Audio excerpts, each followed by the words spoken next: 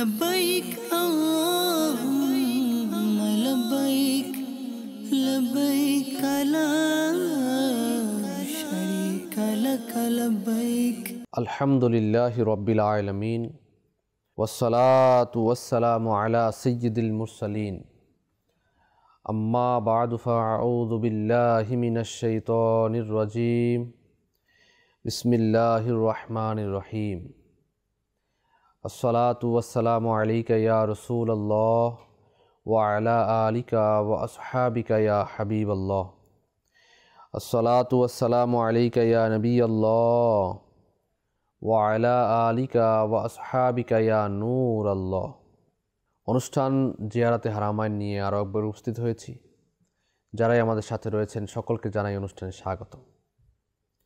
আমরা ধারাবাহিকভাবে পবিত্র স্থানসমূহের কিছু আলোচনা করছিলাম। আজকেরও আমরা ইনশাআল্লাহ একটি গুরুত্বপূর্ণ স্থান নিয়ে আলোচনা করব, যা ইসলামের ইতিহাসের পটভূমিতে খুবই গুরুত্ববহ একটি স্থান। এর পূর্বে আসুন আমরা ভালো ভালো নিয়ত করে নিই। নিয়াতুল মুমিনি খায়রুম মিন আমালিহি, মুসলমানের নিয়ত তার আমলের চেয়ে উত্তম। আল্লাহ ও তার রাসূল সাল্লাল্লাহু আলাইহি ওয়াসাল্লামের সন্তুষ্টি অর্জন এবং সওয়াব অর্জনের নিয়তে শুরু থেকে শেষ পর্যন্ত অনুষ্ঠান দেখার নিয়ত করে নিই। পবিত্র স্থানসমূহের পরিচিতি আমরা জানব এবং ঈমানকে তাজা করব। যখনই সল্লু আলাল হাবিব বলা হবে তখন আমরা যে কোনো একটি দুরূদ শরীফ পাঠ করে নেব ইনশাআল্লাহ তাআলা, কেননা দুরূদে পাকের অগণিত ফজিলত এবং বারাকাত রয়েছে। মাজমাউজ জাওয়াইদ এর 10ম খণ্ড 251 নম্বর পৃষ্ঠার মধ্যে নকল হয়েছে যে হুজুর নবী করিম রউফুর রহিম সাল্লাল্লাহু আলাইহি ওয়াসাল্লাম এর শাফাআতমূলক ইরশাদ হচ্ছে, নিশ্চয়ই আল্লাহ পাক একজন ফেরেশতা আমার কবরে নিযুক্ত করেছেন, যাকে সকল সৃষ্টির আওয়াজ শোনার শক্তি দান করা হয়েছে। সুতরাং কিয়ামত পর্যন্ত যে কেউ আমার উপর দুরূদ শরীফ পড়বে, সে আমাকে তার এবং তার পিতার নাম সহ পেশ বলবে, অমুকের পুত্র অমুক আপনার উপর দুরূদ শরীফ পাঠ করেছে। সাল্লু আলাল হাবিব সাল্লাল্লাহু তাআলা আলা মুহাম্মদ সাল্লাল্লাহু আলাইহি ওয়াসাল্লাম। সুবহানাল্লাহি ওয়া বিহামদিহি।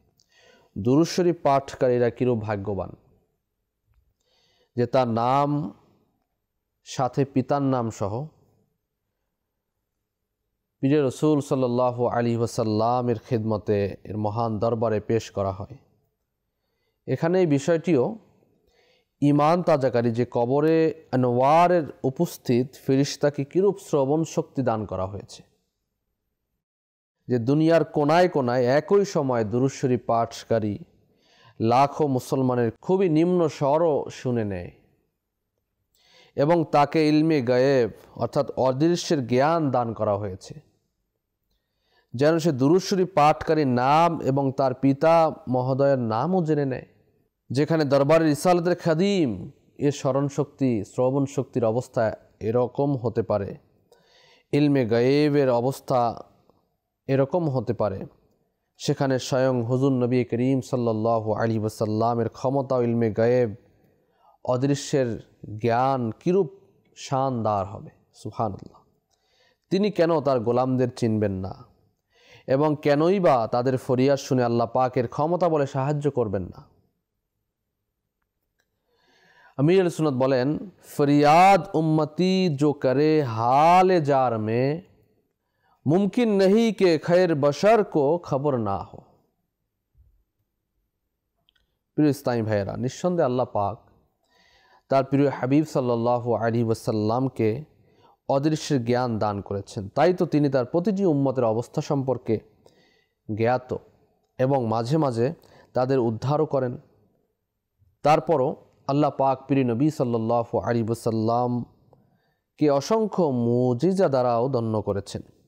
যদি আমরা সারা জীবন তার গুণাবলী উৎকর্ষতা তাছাড়া তার প্রতি দুরূদ শরীফ পাঠ করার ফজিলত বর্ণনা করতে থাকি এবং শ্রবণ করতে থাকি, তবে শেষ হবে না। আলা হযরত ইমাম আহলে সুন্নাত মুজাদ্দিদ দ্বীন ও মিল্লাত ইমাম আহমদ রাজা খান আলাইহি রহমাতুর রহমান বারগাহে রিসালাতে আরজ করেন, তেরে তো ওয়াসফ ऐब तनाही से है बरी, है राहु मेरे शाह मैं क्या क्या कहूँ तुझे, लेकिन रजा ने खत्म सुकन इस पे कर दिया, खालिक का बंदा खल का आका कहूँ तुझे। सुबहानाल्लाह। মহান রব তাআলা আমাদেরকে বেশি পরিমাণে দুরুদে পাক পাঠ করার তৌফিক নসিব করুন। প্রিয় ইসলামী ভাইয়েরা, আজকের যে পবিত্র স্থান সম্পর্কে আলোচনা করব তা হচ্ছে উহুদ পাহাড়। ইসলামী ইতিহাসের মধ্যে স্মৃতি বিজড়িত এবং তাৎপর্যপূর্ণ একটি পাহাড় হচ্ছে উহুদ পাহাড়। আর ইসলামী ইতিহাসের সঙ্গে এই পাহাড়ের নাম বিশেষভাবে জড়িয়ে আছে। মসজিদে নববী শরীফ থেকে মাত্র 5 কিলোমিটার দূরে মদিনার ঠিক উত্তর পূর্ব দিকে ঐতিহাসিক এই পাহাড়টি অবস্থান করছে। উহুদ প্রান্তরে কুরাইশরা নির্মমভাবে রাসূলুল্লাহ সাল্লাল্লাহু আলাইহি ওয়াসাল্লাম এর চাচা হযরত সৈয়দনা আমির হামজা রাদিয়াল্লাহু তাআলা আনহুকে শহীদ করেছিল এবং হযরত আকিল ইবনে উমাইয়া রাদিয়াল্লাহু তাআলা আনহু সহ প্রায় 70 জন সাহাবায়ে কেরাম শাহাদাত বরণ করেন। সৈয়দনা আমির হামজা রাদিয়াল্লাহু তাআলা আনহু হযরত আকিল রাদিয়াল্লাহু তাআলা আনহুকে এখানে দাফন করা হয়। পরে উহুদ প্রান্তরে একটি সুদৃশ্য মসজিদ নির্মাণ করা হয়েছে এবং ওই মসজিদের সামনে উহুদ যুদ্ধের শহীদগণের মাজার শরীফ, কবর শরীফ অবস্থিত রয়েছে। হজ পালনকারীরা উহুদ প্রান্তরে এসে এই উহুদ প্রান্তরের শহীদানে উহুদকে সালাম পেশ করে থাকেন, জিয়ারত করে থাকেন, ইসালে সওয়াব করে থাকেন।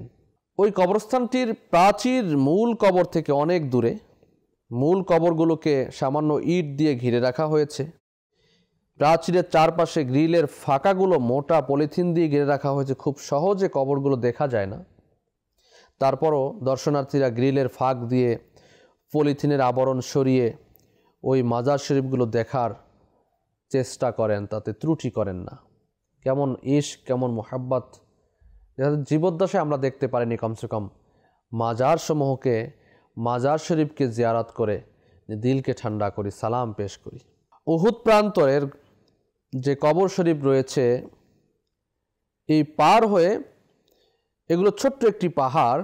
এই পাহাড়কে অনেকেই রুমার পাহাড় বলে থাকেন, তবে আসল নাম হচ্ছে জাবালে রুমাত। উহুদ যুদ্ধের সঙ্গে এই পাহাড়ের স্মৃতি জড়িয়ে আছে। এই পাহাড়ে নবী করিম রউফুর রহিম সাল্লাল্লাহু আলাইহি ওয়াসাল্লাম 50 জন তীরন্দাজকে বিশেষভাবে নিয়োজিত করেছিলেন। তীরন্দাজদের এখানে মোতায়েনের সময় নবী করিম রউফুর রহিম সাল্লাল্লাহু আলাইহি ওয়াসাল্লাম বলেছিলেন, নির্দেশ দেওয়ার আগ পর্যন্ত তারা যেন কোনো অবস্থাতেই তাদের স্থান থেকে যেন সরে না আসে। তিনি নির্দেশ হিসাবে বলেন, তোমরা তোমাদের পিছন দিক রক্ষা করবে। যদি তোমরা দেখো যে আমরা বিপদের মধ্যে পতিত হচ্ছি, তবুও তোমরা আমাদের সাহায্য করার জন্য এগিয়ে আসবে না। আর যদি দেখতে পাও যে আমরা গনিমতের মাল একত্রিত করছি, তবে তখনও তোমরা আমাদের সঙ্গে যোগ দিবে না। এখন এই পাহাড়টিতে উঠা যায়, তবে উহুদ পাহাড়কে দূর থেকে দেখতে হয়। উহুদ পাহাড়টির অবয়ব এখনও অনেকটা অক্ষুণ্ণ এবং উহুদের পাহাড়ের রং অন্য সব পাহাড় থেকে একটু ভিন্ন। হাদিসে কারিমার মধ্যে এই পাহাড় সম্পর্কে প্রচুর বর্ণনা পাওয়া যায়।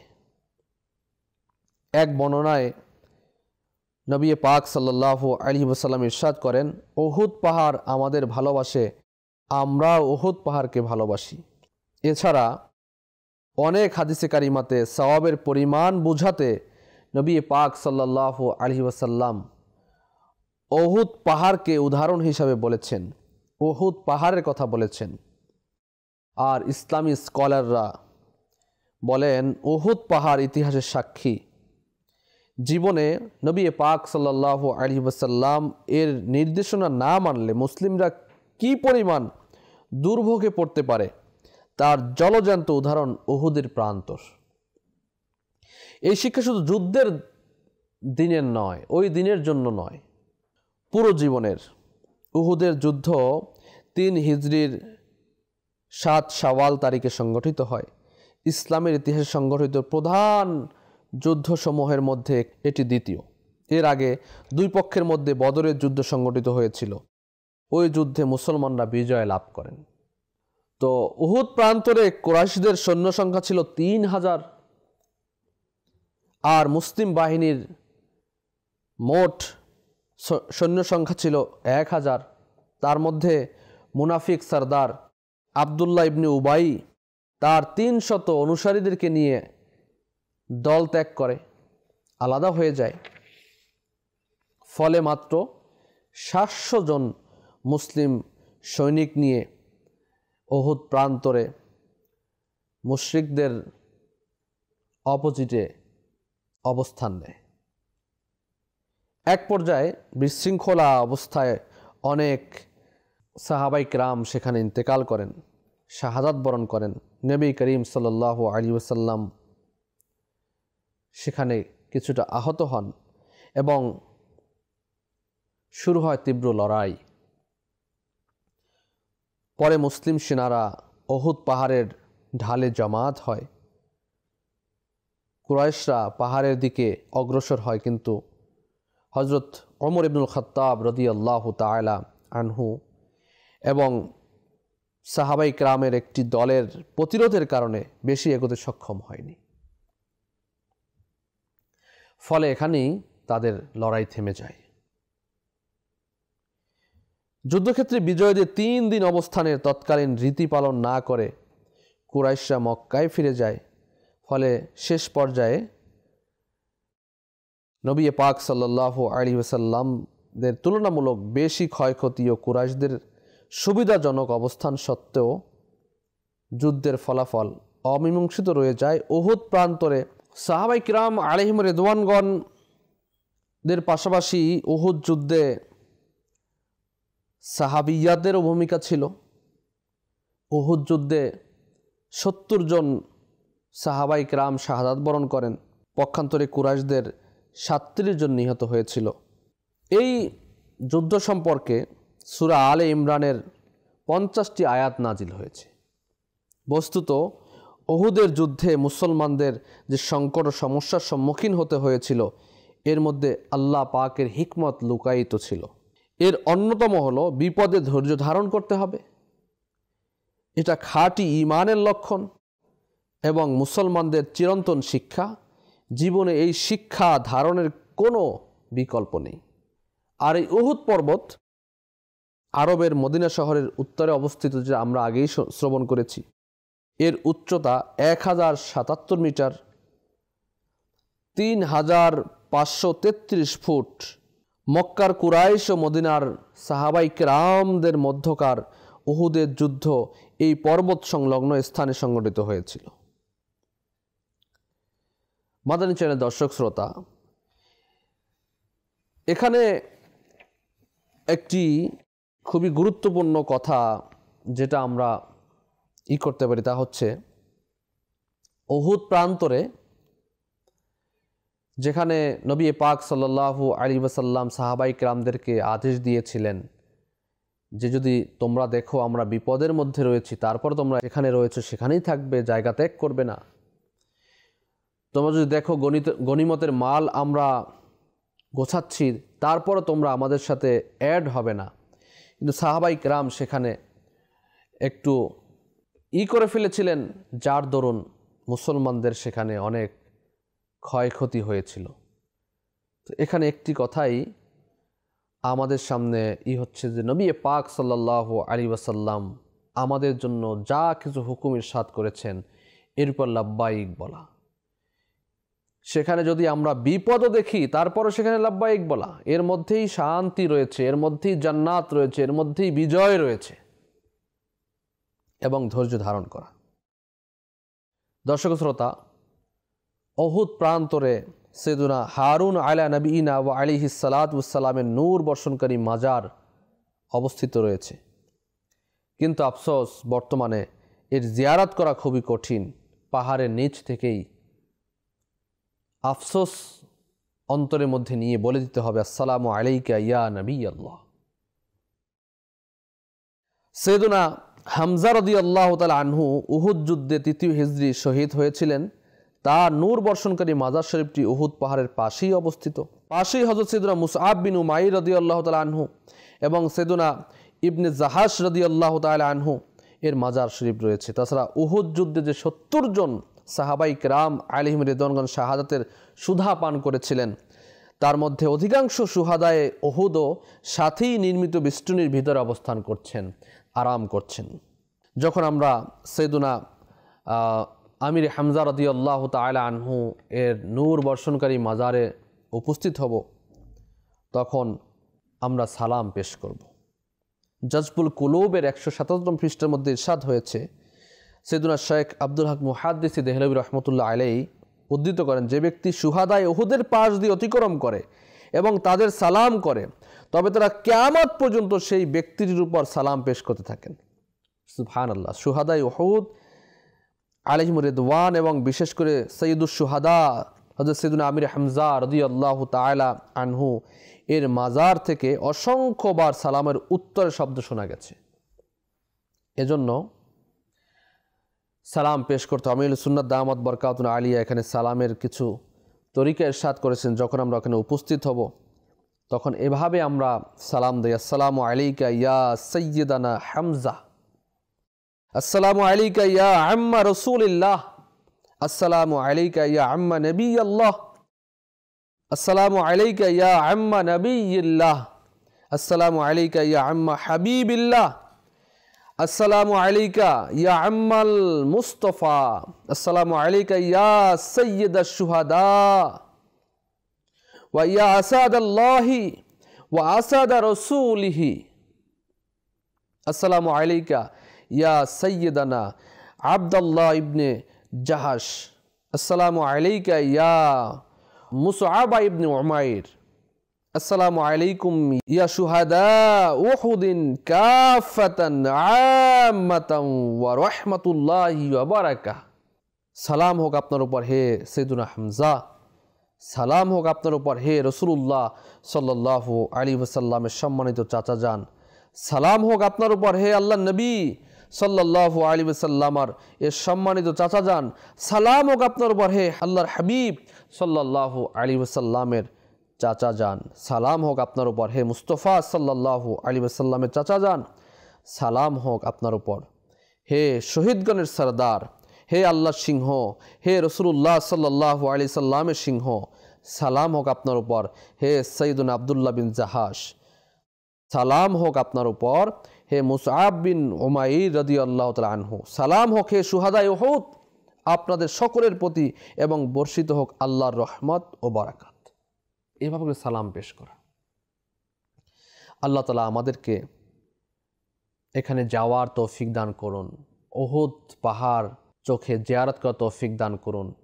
আপনারা দেখতে পাচ্ছেন মাদানী চ্যানেলের স্ক্রিনে, আল্লাহ তাআলা আমাদেরকে নসিব করুন আমির হামজা সৈয়দুস শুহাদা রাদিয়াল্লাহু তাআলা আনহু এনার মাজার শরীফ জিয়ারত সালাম পেশ করার তৌফিক নসিব করুন, এবং ওখানে অন্যান্য আরও যারা সাহাবাই কেরাম রয়েছেন, শুহাদায়ে উহুদ রয়েছেন, আল্লাহ তাআলা তাদেরকেও সালাম পেশ করার, তাদের ফয়জাত অর্জন করার তৌফিক দান করুন, তাদের শাফাআত আমাদেরকে নসিব করুন। আমিন বিজাহিন নবীল আমিন সাল্লাল্লাহু আলাইহি ওয়াসাল্লাম। সাল্লু আলাল হাবিব সাল্লাল্লাহু আলা মুহাম্মদ সাল্লাল্লাহু আলাইহি ওয়াসাল্লাম। লব্বাইক